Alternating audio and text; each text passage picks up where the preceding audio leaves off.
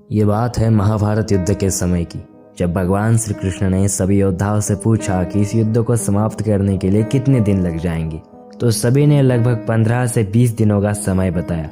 लेकिन एक योद्धा ने जवाब दिया कि वो अपने 3 बाणों से एक क्षण में ही युद्ध को समाप्त कर देंगे। तो बने रहे वीडियो के अंत तक।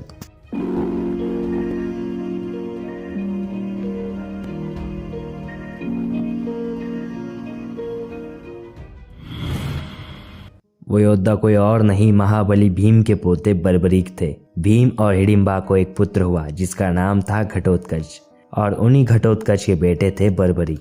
बर्बरीक की आरंभ से ही धनुर्विद्या में बहुत रुचि थी। दुनिया के सर्वश्रेष्ठ धनुर्धरों में बर्बरीक की गिनती की जाती है।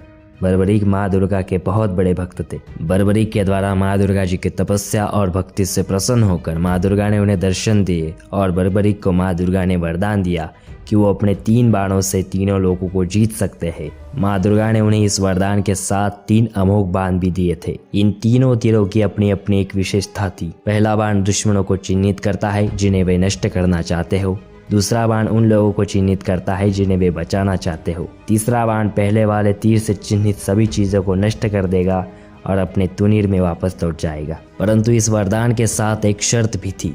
वो ये थी कि बर्बरीक अपने व्यक्तिगत प्रतिशोध के लिए अपने बाणों का इस्तेमाल नहीं कर सकते थे। बर्बरीक ने अपनी माँ को भी एक वचन दिया था, उन बाणों का वे केवल युद्ध क्षेत्र में कमजोर पक्ष की ओर से प्रयोग करेंगे। और जब महाभारत युद्ध के मैदान में भीम के पोते बर्बरीक ने घोषणा कर दी कि मैं उस पक्ष से लड़ूंगा जो युद्ध में हार रहा होगा, बर्बरीक की इस घोषणा से भगवान श्री कृष्ण थोड़े चिंतित हो गए। भगवान श्री कृष्ण और अर्जुन उसकी वीरता का नमूना देखने के लिए एक वृक्ष के नीचे उपस्थित हुए। श्री कृष्ण ने बर्बरीक से कहा कि ये जो वृक्ष है, इसके सारे पत्तों को यदि तुम एक तीर से छेड़ने में सफल हुए तो मैं मान जाऊंगा। तब बर्बरीक ने श्री कृष्ण से आज्ञा लेकर तीर को वृक्ष की ओर छोड़ दिया। बर्बरीक के द्वारा छोड़ा गया वो तीर जब एक एक करके पेड़ के सभी पत्तों को छेड़ता जा रहा था, उसी समय हवा के कारण एक पत्ता टूटकर नीचे गिर पड़ा। श्री कृष्ण ने उस पत्ते पर पैर रखकर उसे छिपा लिया। उन्होंने सोचा कि अब इस पत्ते में छेद नहीं होगा, परंतु सभी पत्तों को छेदता हुआ वो तीर भगवान श्री कृष्ण के चरण को छेदकर नीचे रखे पत्ते को जा लगा।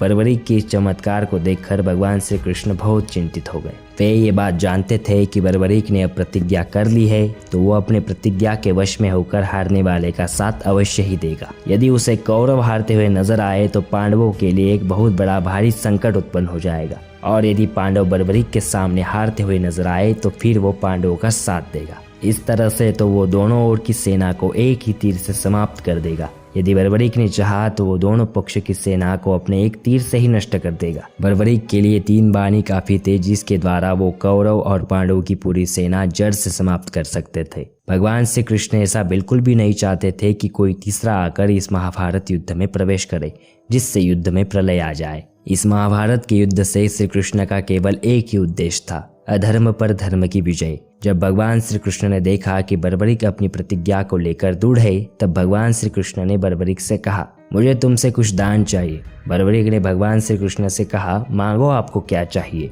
तब श्री कृष्ण ने उसका शीश यानी सर मांग लिया। बर्बरीक ने स्वेच्छा के साथ अपना शीश बिना देर लगाए, बिना कुछ सोचे भगवान श्री कृष्ण को दान कर दिया। बर्बरीक की इस निष्ठा और बलिदान को देखकर दान लेने के पश्चात श्री कृष्ण ने बर्बरीक को कलयुग में स्वयं के नाम से पूजित होने का वरदान दे दिया। आज बर्बरीक को खाटू श्याम के नाम से पूजा जाता है। ये वो स्थान है जहाँ श्री कृष्ण ने बर्बरीक का शीश रखा था।